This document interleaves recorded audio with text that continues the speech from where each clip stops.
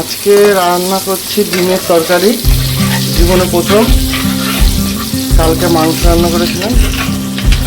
তো সবাই অনেকে বলে যে তুই রান্না পারিস না, একটা দাদা আছে সে তো খুবই বলে যে রান্নাটা শেখ শেখ। আমি বলতাম যখন প্রয়োজন পড়বে তখন এমনিই শিখে যাব। এখন সত্যিই প্রয়োজন পড়েছে, তাই শিখেও যাচ্ছি।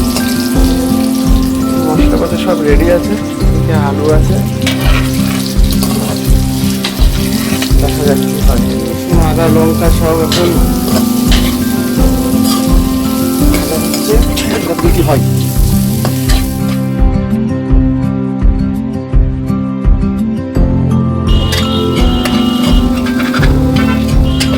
এরকম অবস্থা আছে এখন। এগুলোর ভাবছি যে জল দিয়ে দেবো, কেমন কী করে কি রান্না করতে হয় কিনা, কোনো এক্সপিরিয়েন্স নেই, উইদাউট এক্সপিরিয়েন্স।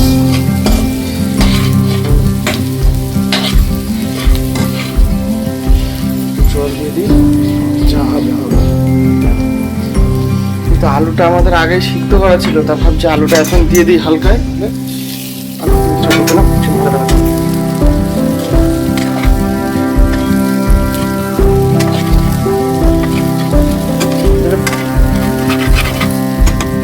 জল দিয়ে দিই।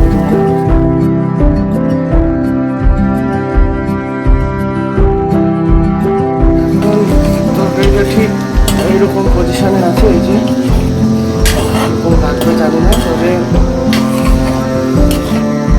এবার ভাবছি যে 10 মিনিটের 5 মিনিটের জন্য ঢেকে দেবো।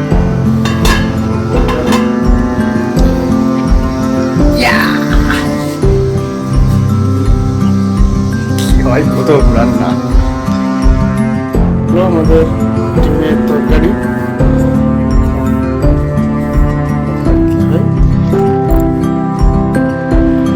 ওয়াও, এই যে পুরো কেমন লাগছে, কালারটাও সুন্দর এসেছে। একটু খেয়ে দেখবো একদম।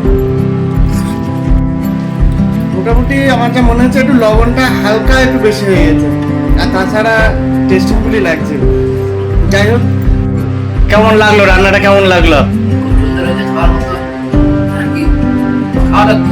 খাওয়া যাচ্ছে? সত্যি তো?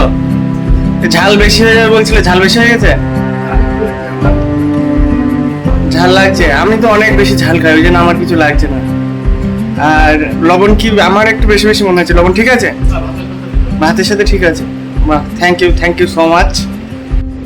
খেয়ে দেখি এবার, নিজে এবার টেস্ট করে দেখি কিরকম কি হয়েছে। বলছে তো একদম খুব সুন্দর।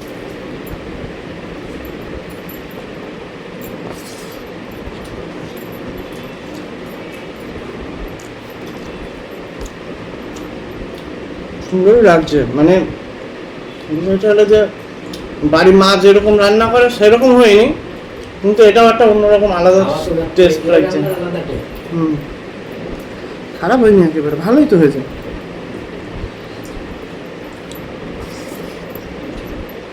ডিমটা একটা জিনিস ভুল হয়েছে, এটা একটু কেটে কেটে দিতে হতো, ওর মধ্যে তরকারিটা ঢুকতো।